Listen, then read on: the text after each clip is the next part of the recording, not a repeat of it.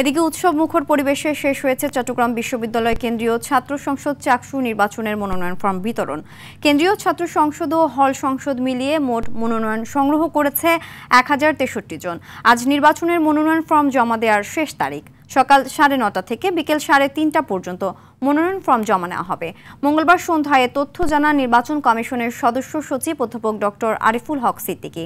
যাচাই বাছাই শেষে চূড়ান্ত প্রার্থী তালিকা প্রকাশ করা হবে 25 সেপ্টেম্বর। এছাড়া ভোট গ্রহণ অনুষ্ঠিত হবে 12 অক্টোবর। এবারে চাকসু নির্বাচনে মোট ভোটার 27,637 জন।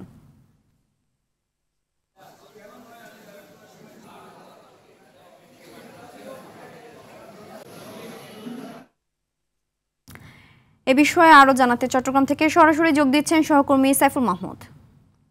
সাইফুল, সবশেষ ডাকসু ও জাকসু নির্বাচনের ফলাফল বিবেচনায় চাকসু নির্বাচন ঘিরে ক্যাম্পাসে এখন কি ধরনের আলোচনা হচ্ছে? জি সিনথিয়া, আসলে যেমনটি বলেছেন, যেহেতু আসলে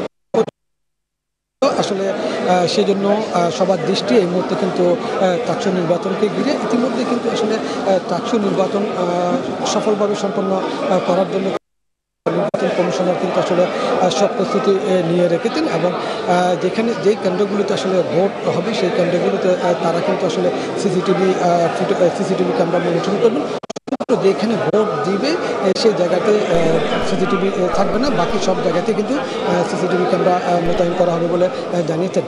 ইতিমধ্যে কিন্তু মনোনয়ন ফর্ম জমা দেওয়ার শেষ তারিখ 3:30 পর্যন্ত। এরপর কিছুক্ষণ আগে ছাত্রদলের পক্ষ থেকে একটি আবেদন করেছেন আরও 2 দিন সময়।